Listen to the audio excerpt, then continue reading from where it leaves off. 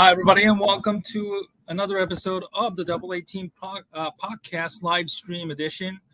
I'm your host, Stephen Nagishi, and as always, with me is my co-host from the Awful Announcing, the associate editor and contributor, Ken Fang, on a Sunday night, a very rare occasion where, the sporting news is somewhat of a hitting a lull right now. Obviously, with the NFL just around the corner, the training camp is expected to certainly ramp up more of our attention moving forward. And certainly, Ken, this past week had a wonderful guest, somebody that we've had in our past shows, Amy Trask from CBS Sports. And Ken, for those who probably wasn't around or at least haven't paid attention to the interview, kind of give us an attention or at least give us a snippet on your interview with Amy and how you gotten to know her over the years. Well, Amy and I have. It's kind of interesting because became aware of her, of course, when she was the president of the Oakland Raiders, and she was one of the few, and still was one of the few, female executives in the NFL. Al Davis had hired her. When she left, she chose the very, and I thought it was at the time a very strange route of going to the media, because here was a person who never spoke to the media. She never talked to anybody in the media. So I thought it was a kind of a strange thing. But she joined that other pregame show last decade on CBS, joining Bart Scott at the time, and also with Adam Shine, who has been the host and still remains the host to this day. Amy has been a constant on the show. The show has had its own upheaval with various cast members and analysts, but Brandon T was also on the show at one time from CBS Sports. But she has basically been the constant along with Adam Shine, and she has. And so one day, and we talked about this on the show last week, is that I met her. I went to an NFL on CBS media luncheon, and I was hoping to speak with Jim Nantz and Phil Simms, who was the top analyst at the time, and also with then CBS Sports chairman and now since retired Sean McManus. And I was looking to target them and maybe talk to Ian Eagle and whoever else was there. And then as I was getting my lunch, there was the Amy Trask approached me and said hello. And she says, I just want to let you know I'm a big fan. And I was really taken by that because A, she was very charming. B, she was delightful. And B, it was totally contrasting from the Princess of Darkness image that she had portrayed as the president of the Oakland Raiders. So it was great to see that. We met that time. She also emailed me once and asking me if I had, if you're saying that she truly enjoyed my reviews of the show. And then also one other thing, Stephen, is that I kind of feel responsible for getting her on Twitter or X, because she said in her email, because I really don't want to be on there. I'm kind of afraid. I go, well, just try it. See what it's like. Just go on there. And then Amy went on Twitter eventually. And so I can't. But anyway, she did a great job, and she's been a constant on Twitter, on X, being a very positive person, and also being a person who promotes the adoption of pets, and and very, very. And, I have to say, she's truly become a friend, and I really appreciate that. Last year, when I went out to California to do a cross-country trip, I mentioned that I was in Laguna Beach, and she, unfortunately, that's where she lives. She lives near there. She said, "Oh, I'm so sorry because I wish I'd known and we would have had an ice cream together." So it would have been nice to have. You saw that as you got a chance to talk to her. She's very good. Has a great law background, and talks quite as an attorney would every once in a while when you asked her some questions. But it was just great to have her on and have a delight. And of course, she doesn't like to be on camera. Yes, she's on a television show where she has to be on camera. But when she doesn't have to be on camera, she requested. She goes, "Hey, I told her. I said, look, you don't have to be on camera if you don't want to. So we were supposed to, CBS said, you only have 20 minutes with her because of her schedule. And then when I told her, I said, by the way, you don't have to turn on your camera to be on with me this week, Amy. She goes, oh, good. I'll be on with you as long as you want. So we had a delightful 40-minute discussion, and we talked about the NFL. We talked about her time with the Raiders, and we also talked about some of the things that are going on in the offseason. And, of course, Hard Knocks, the Giants version.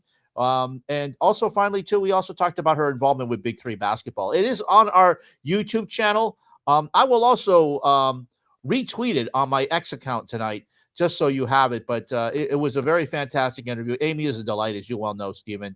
And she said to us she'd be more than happy to come on with us anytime we need. So I did see that tweet, yes. Yeah, and we will also not require her to be on camera. So I think that she likes that a lot. Anytime you want to come on, maybe if you're watching us right now, feel free to come on with us, and you are welcome, and you don't have to put on your camera. So you can be on and eat ice cream if you want while you're talking with us. So anytime. Right. And you can go back to see all of our shows and interviews in the past on our YouTube channel, as you can see on our comments down below. YouTube.com/@FangsBites, which also happens to be the same Twitter handle of Ken's X Twitter handle as well. All right, let's discuss the tonight's main topic here. About a week ago, we were heavy into discussion about soccer pretty much the entire summer. We had Euro 2024, and we also had Copa America here in the United States. And we all remember the horror show that was Copa America finals in Miami between Colombia and Argentina. Obviously, we had two South American giants with strong followings, especially in a place like Miami, of course. Especially the Argentinian fan base down there. And from the get-go, we've been very, very critical about how the tournament was being organized. High prices, or I should say the prices being exuberant for a soccer tournament in which non-U.S. teams were involved. We saw a lot of empty stadiums, expensive parking lots. The stadium field conditions were heavily criticized for the most part. But the last Sunday was just a culmination of just how bad the tournament was, Ken. And we saw the destruction caused inside the stadium, where fans became restless due to all the waiting inside, or at least the fans were forced to wait inside there. They were forced to wait for about 2 hours, lack of security personnel, stuff like that. As you can see here on Man in Blazers, this was the scene where fans were, as you can see here, they were crumpled, they were pushed, and there were some children in there as well, getting crushed underneath the rubble of these fans who were trying to storm into the stadium. And overwhelming majority of the fans inside the stadiums, as we read, Ken, as the reports started to trickle in, there were some fans who stormed in with no tickets, I should say. And they were actually occupying those seats. And then finally, the cops had to tell the fans to move out. And it was just a horrific scene. And, obviously the blame game is already happening, as you can imagine. One thing we have to kind of, how do I say this, Ken? We need to straight ourselves from the fans going off or believing into the fake news part, is that this was an event sanctioned by CONMEBOL, CONMEBOL, which is a soccer federation made up of entirely of South American regions, countries like Argentina, Brazil, Uruguay, and so forth, 10 countries down in the South American regions. And that area, unfortunately, has been notorious when it comes to corruption, when it comes to soccer, for many decades. And this was an event that they took over on their own. And the one that was held before here in the United States back in, I think, 2016, 8 years ago, it ran with somewhat of a success because it was a 50-50 partnership. But now CONMEBOL decided they wanted to get greedy and take over all the operations and responsibilities. But unfortunately, the responsibility part just kind of went out of the window. And as you saw the photo earlier, Ken, it was just and I hate to say something like this, but it was an absolute shit show. Right. Now, let's just put it this way, Stephen. As you mentioned, CONMEBOL was really dropped the ball on this. I mean, it was just a really bad tournament all around. As you mentioned, organizations. As you mentioned, the issues with the high ticket prices, basically pricing out the regular fan. And in addition to that, Stephen, I really felt that CONMEBOL, in a chance to really promote soccer in the United States, really did a bad job. And Stephen, I just can't believe how CONMEBOL just didn't do a great job. Now, people said, "Oh, Miami, this shows the United States can't host an event." No, that's not the case. Miami has had that stadium has had several Super Bowls, 2 World Series, Taylor Swift concerts. In addition, many big events. It's not like this is the first time they've hosted it. This is all on CONMEBOL.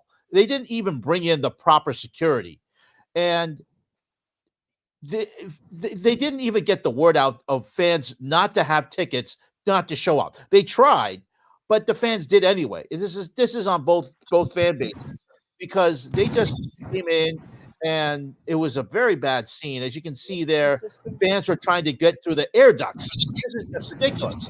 And where was the security, Stephen? Where was the security? I would like to know. And there just wasn't enough. And they not only cut the gate, but they delayed the game. The game was supposed to go the game was supposed to start at 8 o'clock Eastern time. It didn't start until almost, I believe, almost an hour and 15 almost an hour and a half later. So It was really out of hand. And in addition, Fox did minimal coverage of it, but the Univision was showing fans outside and doing a full news coverage and what was going on. It was just a chaotic scene, Stephen. One that CONMEBOL. I don't think this is going to be typical of the United States of what's coming in 2 years, because FIFA has run a very good. We've seen this before. FIFA manages to run the World Cup well. As much as we have criticized FIFA for it being corrupt organization, they run the World Cup very well. They make sure that there's enough security. They make sure that the fan bases are separated from each other. They make sure that there's no fights. Okay, it is UEFA and you also CONMEBOL, which have these organizational skills. It seems like every year, like they're for the UEFA Champions League or the Euros, or now in the case for Copa America, we see these subsects, these different soccer organizations who just can't seem to organize correctly, and that's the end result. Yeah, it's unfortunate. I apologize for the sound there. You can see a little more of a chaos in here from somebody who was at the event there. There was even a story of somebody with a press credential getting thrown down and bloodied. And, as you can see, it was just a chaotic scene there. And you just had to be there. One of my good friend, tactical manager, Felipe Silva, who is based out of Orlando, was actually traveling down there. Even though he's a Brazilian and had to go there begrudgingly to watch the game for his YouTube channel, but he couldn't get in there, and he was getting a lot of coverage this past week from Front Office Sports, and his video was also featured on the Pat McAfee show as well this past week. So I'm hoping to get him probably maybe when my work schedule becomes a little more normal again in next month. What is going on here? Oh, this is People are it is an unbelievable chaotic scene there. He was there in person.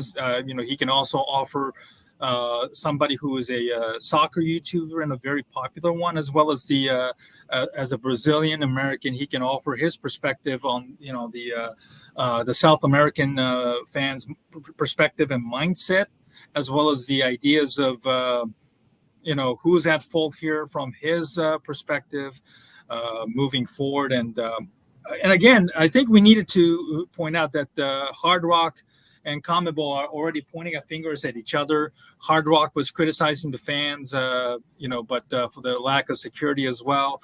I believe that somebody from the Miami's, like a sheriff, called for the resignation of Miami mayor and the police department personnel as well. So, unfortunately, the fans who paid exuberant amount of tickets and who never had to sit down in the game, or at least was never able to watch the game and was forced to turn around, rightfully organize a group or maybe individually or as a group and file a lawsuit against the CONMEBOL. And as if things weren't chaotic enough, Ken, believe it or not, I believe there was a story about a Colombia Soccer Federation president and his son getting arrested. Yeah, I'm going to pull up this one here. But this is a crazy story. It's even more, pouring gasoline to the fire here. Ramon Jesurun, I hope I'm pronouncing it correctly. I know I'm botching it. The head of Colombian Football Federation was arrested in chaos at Hard Rock Stadium ahead of Copa America final. Miami-Dade police tell CBS Sports. He is facing 3 felonies of battery of a specified official or employee. I think he and his son was also arrested there because he couldn't get inside the stadium, maybe attend a ceremony of some sorts. It was just a disaster. And I'm really surprised that this hasn't gotten much attention in the context of things. And listen,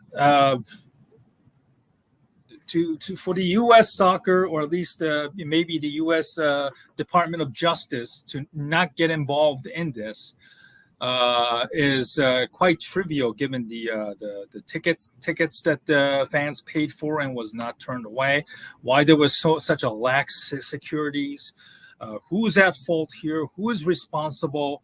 I think that there needs to be some sort of an open investigation into what happened here. And this should not be brushed out of a sideway just because, the football season is upon us and fans probably don't remember. But those who paid for the money, those who were in that chaos, those who were almost killed in that stampede or getting brutalized by Miami police or security or whatever, they have a story to tell. And that story cannot be ignored, in my opinion, Ken. Yeah, I mean, I'm going to say that I'm very disappointed by how the whole Copa America was handled. And, it just reminds me, Steven, people say, oh, this wouldn't happen in Europe. Well, it did happen. Let's show, like, this has happened for the Euro final in 2021, where, stop me if you heard this before, fans who didn't have tickets were trying to get into the Euro final between England and Italy. It's chronicled on Netflix as The Final, The Attack on Wembley. I wholeheartedly request that you watch this. This is really fantastic. When I saw what was happening, Steven, what was happening at Hard Rock Stadium, it just reminded me of what happened in the final and in the UEFA Euro final in 2021, because fans with tickets were trying to get in. They stormed the stadium. Right. Fans who didn't get tickets, they did the same thing. They locked the stadium. They did lockdown. They didn't delay the game. The game went on as scheduled. But fans, I think it was about 50% full, but Wembley was, by the time they started the game, they did allow fans to go in. And what's interesting, Taylor Twellman said this week on the Rich Eisen show that it wasn't the first time he saw fans walk into the press box and sit next to he and Ian Dark. So that was absolutely insane. That was absolutely that is just I can't believe that something like that would actually happen, Stephen. And if you again, I would watch the final, the attack on Wembley to totally see the similar situation that happened in Hard Rock Stadium. I'm sure we'll get a documentary similar to what we saw with the attack on Wembley, which is on Netflix. It's so funny, Stephen. I watched that 3 weeks ago, and then I saw what happened last week against again in Miami Gardens at Hard Rock Stadium. I said, this is the same thing. And why didn't they learn? Why didn't they watch this documentary? Why didn't they learn from UEFA about what could happen when you don't have enough security and you have fans who come the day of without tickets trying to storm the stadium? It was the exact same thing. And I'm just surprised that CONMEBOL they took the money and didn't put in enough security, knowing that you have two rapid fan bases. Colombia and Argentina, they both hate each other. We know this, and yet they didn't prepare for this at all. And I just totally felt CONMEBOL. It was their baby. Don't blame Hard Rock Stadium. Hard Rock Stadium is depending on you as the organizer to get enough people to get there. And CONMEBOL, as Taylor Twellman said on Rich Eisen's show last week, they took the money and they ran with it, and that's the end result. The end result is high ticket prices. The high result is high food prices. The end result is the ridiculous parking prices, and then the end result was what you saw, the absolute chaos at Miami Gardens last week. And I know there are certain segments of fans will probably point out that being racist and call out the South American fans or South Americans in general, but putting that kind of a game of that magnitude in a place like Miami, you knew it was going to happen. No matter if it was even a Brazil, it would have been similar situation because the fan base down in South America are very, very rabid. Very, very passionate. Probably 10, 20 times as passionate as the fans here in the United States, with all due respect. And for not anybody to pay any sort of attention or pay any attention to details is simply just simply lazy. And lazy isn't the only term that describes this whole disaster. And I hope that whoever's watching, whoever was watching this from, a city that is also hosting the World Cup in 2 years from now, pay close attention. If you think that Copa America was bad, wait till you bring in countries that have far, worse reputation, like England. As you can tell, England, as always, with their hooliganism culture, left a bad impression in the host Germany side as well. And if you bring in drunk English fans into your stadium and into your neighborhood, what you just saw in the Hard Rock Stadium in Miami, that's nothing. You multiply that by maybe 2 or 3 times, it gets even worse. If it's like Argentina versus England, 2 countries who've actually fought in a war in the past, that's even going to get more amplified. It's going to get ugly. And I hope that the cities, municipalities, leaders, officials, stadium operators pay a real close attention to the securities and finer details. These things, if you feel, rivalries with alcoholism involved, it gets ugly. We've seen that here in this country, where fans fight each other at college football stadiums, NFL stadiums, Major League Baseball stadiums, for whatever reasons. And it's usually because fans are either being stupid or because they've had one too much to drink and got liquored up. And certainly, it just left a bad taste in our mouth. And certainly, fans are quick to blame the U.S. for whatever reasons, for many, many decades, for, geopolitical reasons. But in this case, Ken, U.S., I won't say they're 100% spared from this, but the fact is, they have to feel angry and disgusted that something like this happened in their home turf and get overrun. It just left a terrible impression about the United States and their ability to host the World Cup in 2 years from now. Oh, Ken, I think you got muted there. Sorry. Okay, sorry about that. The United States has hosted big events before. They've hosted Olympics, they've hosted local conventions, they've hosted the Pope in outdoor arenas. Big, huge events. This is not amateur hour in regards to the United States. I just blame CONMEBOL. I really do. I really blame them. This is 100% on them. I really do think so, and I do think that FIFA is going to run a much better show in 2026 than CONMEBOL. I really do believe that. FIFA has the experience of doing this. They did a good job in Qatar. As much as we criticize Qatar as a host and the choice of Qatar, that's a whole nother thing, but they did run a very good show. FIFA will be on the ball, and I think they'll hire enough security, Stephen.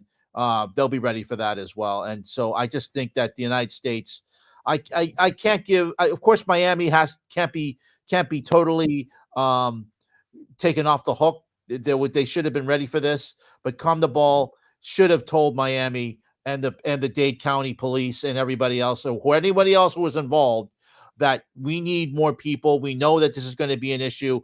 We need a lot more security there because we know we have Colombia and Argentina. They're going to be coming in, and it became a flashpoint. And we just didn't have enough people on the ground to prevent something like that from happening. And I do think FIFA will be ready for that. FIFA will absolutely be ready for that. They know this. They've had it before.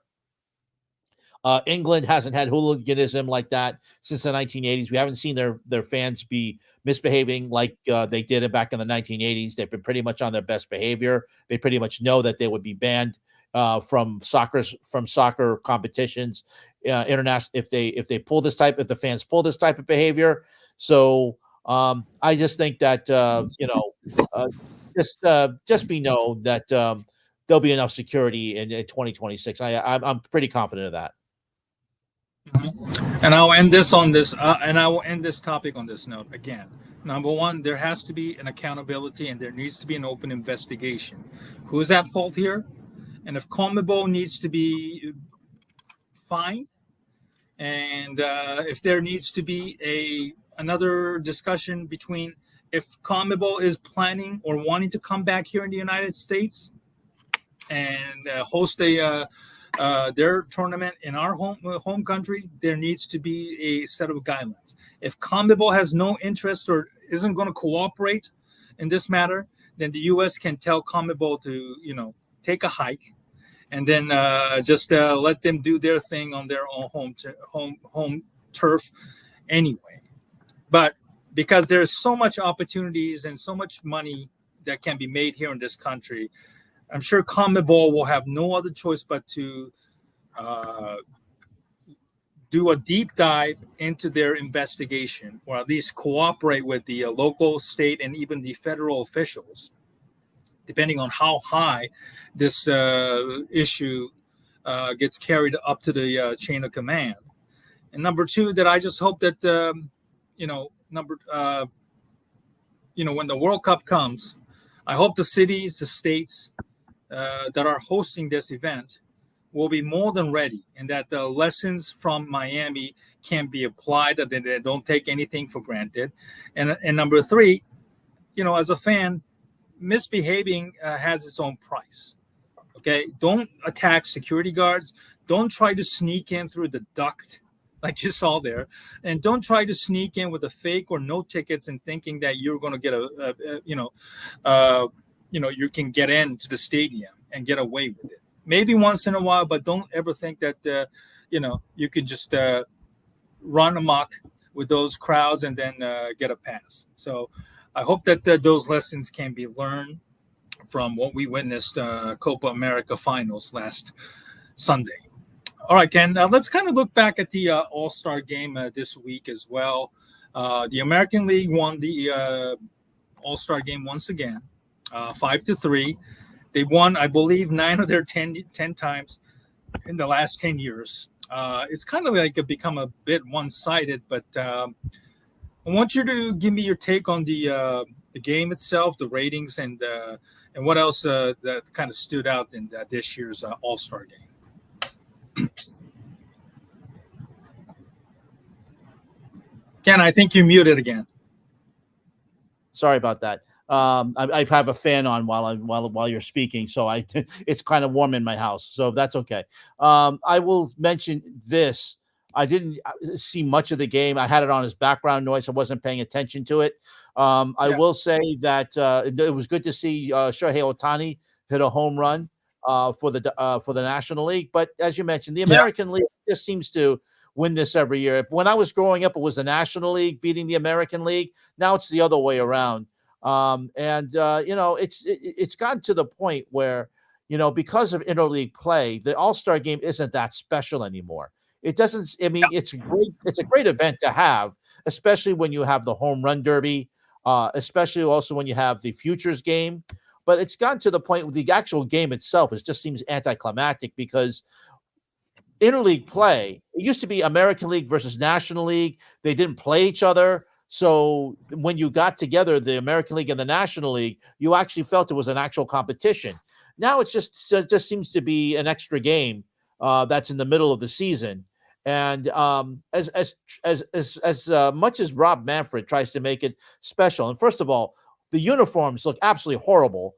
And he said that they're going to have a discussion on trying to have the players wear their individual uniforms again. I don't know what he has to talk about. I don't know what the discussion has to be. Just do it, because the fans just hated that. If you're trying to market the game and you just say American League and National League, and this is the first time you're seeing these players, you don't know where they're coming from. So, I mean, yes, everyone knows Shohei Ohtani. They know he plays for the Dodgers, and Paul Skeens is a great story as he came from the Pittsburgh Pirates. But then, who else is there? I don't know. We don't know. So it was great to see from my Red Sox, Jarren Duran winning the MVP for the Red Sox, but he was wearing an American League uniform that was so generic that looked worse than a beer league softball league uniform. So really, to be honest with you, I really hope that next year that they fix that and let the players wear their team uniforms.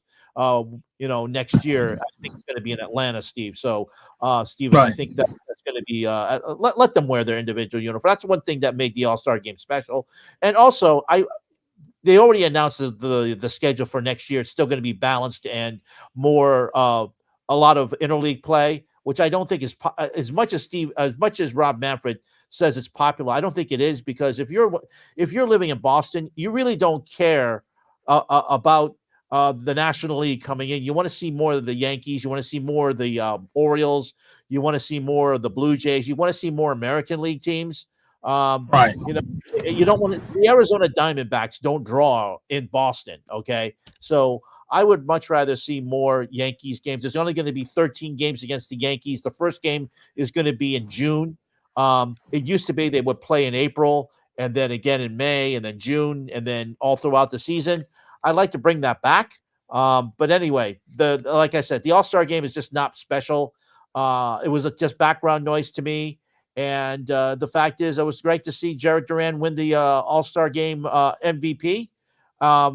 It just seemed like the home run derby the day before was supposed to run 2 hours. ESPN constantly says 2 hours. It ran 3 hours instead because they tried to do a new format. The new format again ran long. It ran 3 hours, but it was good to see that competition go. And I have to say, though, that Steven, that to be honest with you, the All-Star Game just was anticlimactic. I really didn't pay too much attention. While the ratings were better than the year before, 7.6 million viewers, it's still the second lowest viewed of all time. So, it is what it is. Yeah, I did catch most of the game. I think I just posted the headline, the hideous uniforms kind of overshadowed the game itself. We're talking about it. We're so accustomed to seeing the the all city uniforms that every team has now. I can't seem to really tell the difference anyway, because most teams do that now. And that uniform, obviously, in addition to being hideous, of course, certainly it's like one of those all city uniforms that they're wearing nowadays. And I do want to see the players wear their uniform representing their teams. Obviously, it's not always the Yankees or the Dodgers. That's always going to be heavily represented. There's always going to be that, teams from underrepresented, teams. They will have the antiquated rule that one player from each team has to be there. And a lot of times, many people just don't pay much attention or just don't know, like the reasons you mentioned about the interleagues and all that stuff. So I think it would be nice to have players get back to wearing their uniform like they normally do. And as you mentioned about the home run derby, just go back to the 10 out rule. I think it might be more faster.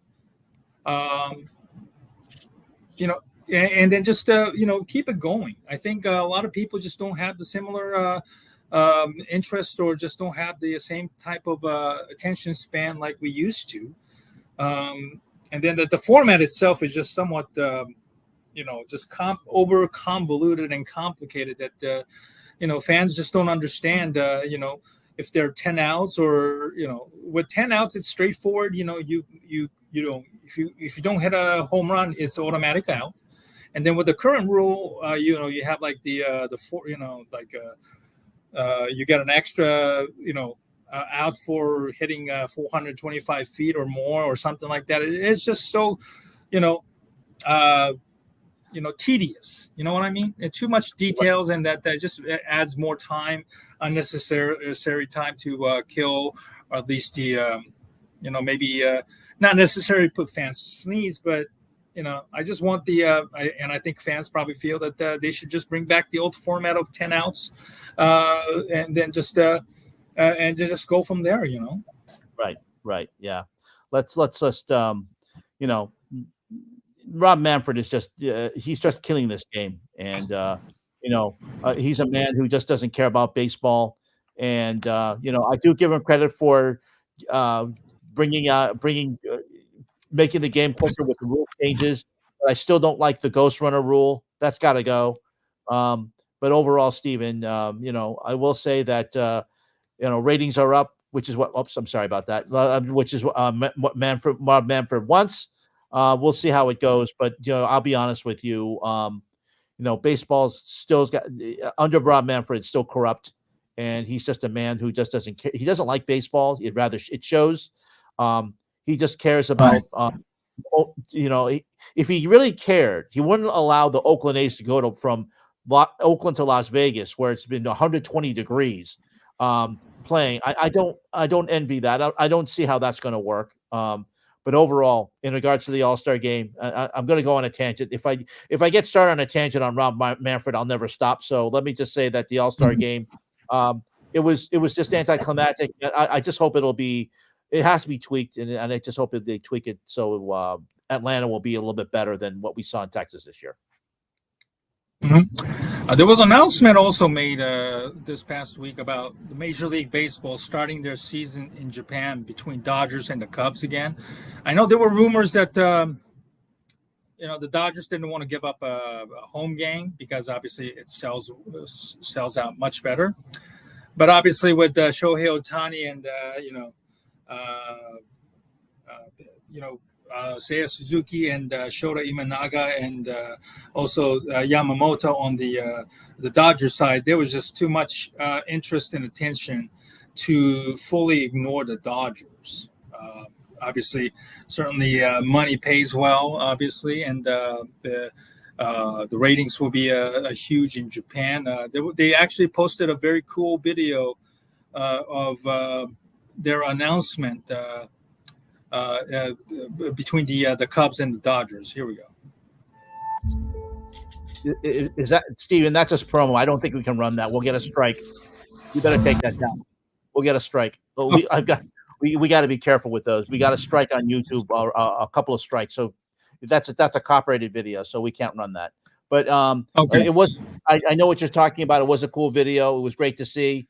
But I'm looking forward. And again, yeah, the fact that MLB is starting overseas in Asia, I think it's a great move.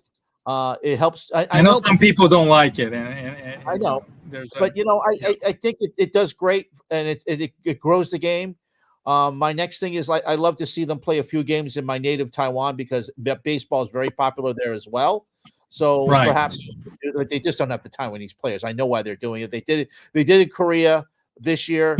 They're going to do it in Japan next year. I hope they can find a way to go to Taiwan, which is baseball crazy. It's very big. If they think that Japan and Korea are baseball mad, just go to Taiwan. And the case is that Taiwan is very popular over there, and of course they have Manny Ramirez played over there in the Taiwan League. It was called the China Baseball League, which again I have a bone of contention with. But again, it'd be great to see as Asia continues to be a great revenue stream for Major League Baseball. Right. Whether you like it or not, that's just the way it is, and you're going to have to get up early, unfortunately, to watch the game between the Cubs and the Dodgers next March. All right. So the Olympics is finally here. It's this week. I believe the ceremony is pre-recorded. Will be on Friday night. Is that how it works here in the States, Ken? Well, it'll be shown live. It'll be shown live on NBC starting at, I believe, at 1:00 in the afternoon. Okay, because they're about 5 hours or 6 hours ahead of us. They're 6 hours ahead of us, so that'll be shown live. Mike Tirico, Peyton Manning, I believe Kelly Clarkson will be on the show along with the Today Show. The people will be there too. I hate that. I'll be watching BBC's coverage, because I hate NBC's the way that they package the Olympics. They make it like a reality show, but it'll be live in the afternoon, and then they'll show it again in the prime time. That's where the NBC makes its money. So they'll make the Olympics like a reality show in prime time with some extra footage that you didn't see during the actual live broadcasts, and then they will do that with gymnastics and swimming.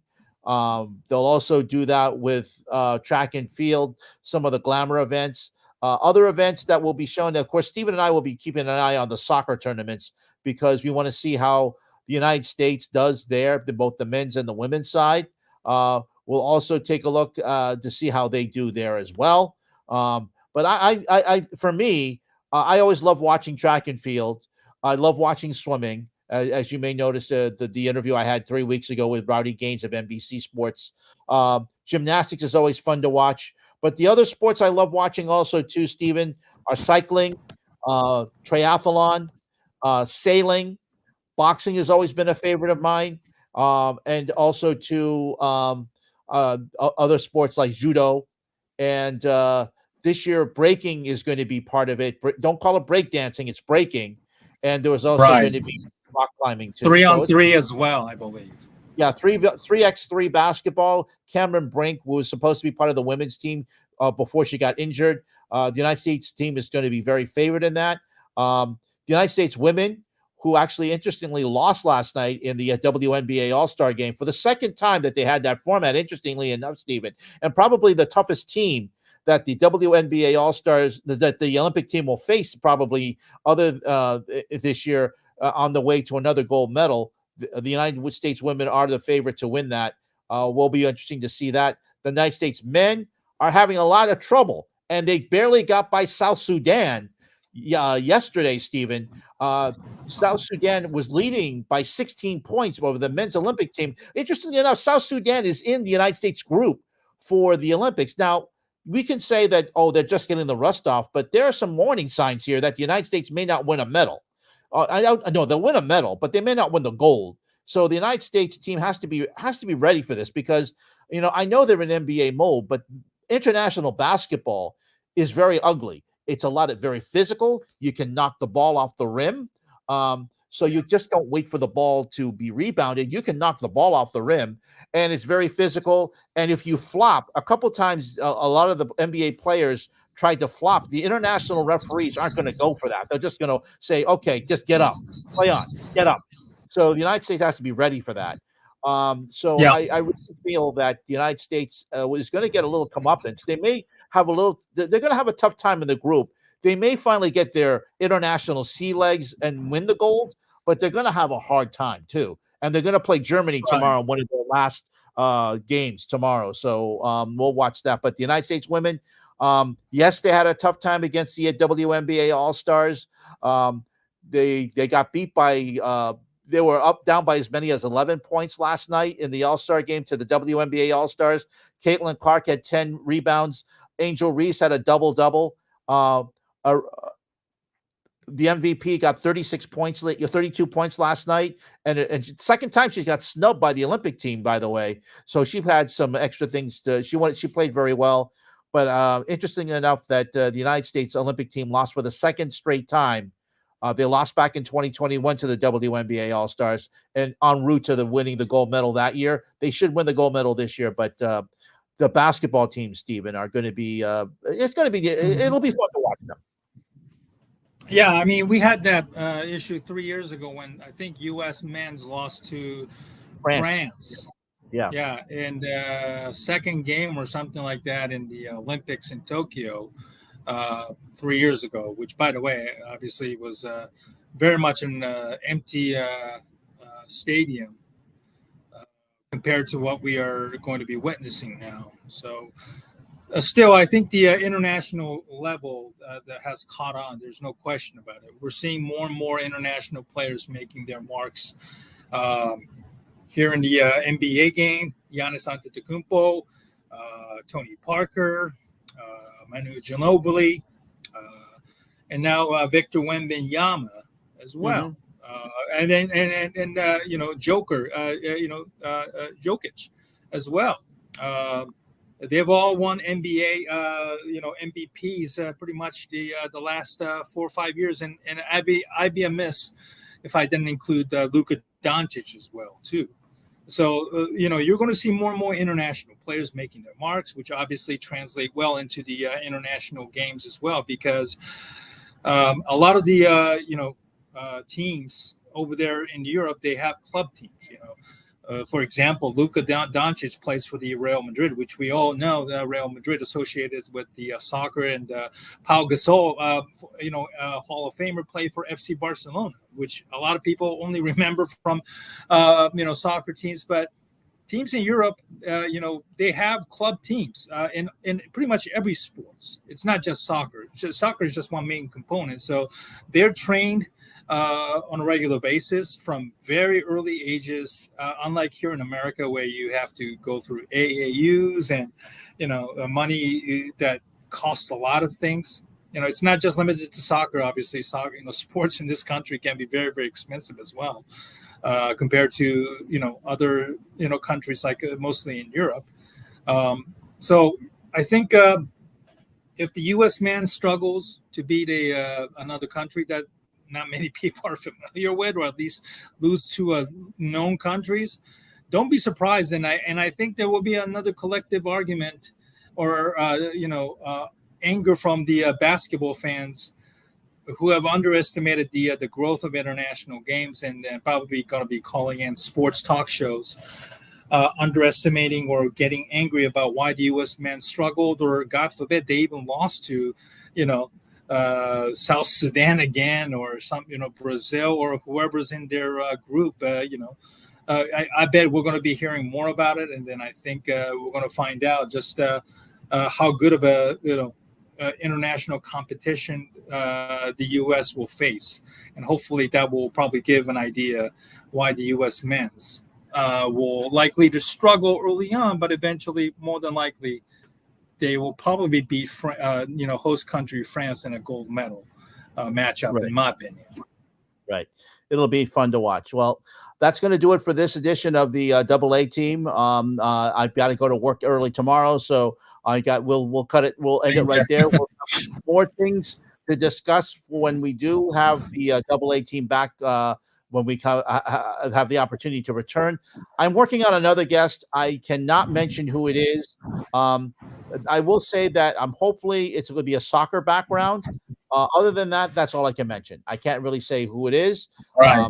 It will be great. And I will announce it if it happens. Let's just say that this person is very busy this week. That's all I can say. I bet. This person will be able to join us either Monday or Thursday. That's where I'm hoping. I just gave you a big clue. So Monday or Thursday, hopefully we'll be able to have this person on. If not, we will just see you again when Steven and I get together. But in the meantime, we'd like to thank you for watching us this week, and thank you for joining us on a special edition of this Sunday night. The fact is that we have 911 people watching us. That is just absolutely this is the most people that we've ever had. So thank you for joining us, and maybe we'll be doing Sundays from now on. We don't know. Thank you. We'll see. But thank you for watching us tonight, and make sure to follow Ken and myself on the X. And also subscribe to our YouTube channel as well. As Ken mentioned, Ken will let us know who the guest will be. It's a pretty big name if you're a soccer fan. I won't mention the person's name, but make sure to follow Ken for the announcement, and follow him for the official announcement, and also the live stream with this guest. Hopefully that guest will be given permission to do a live interview with Ken this week. So on behalf of the AA team, I'm Steven Negishi and Ken Fang. Thanks for joining us, and we'll see you next time on our live stream. Have a great week, and we'll see you soon. And thank you to the 912 people who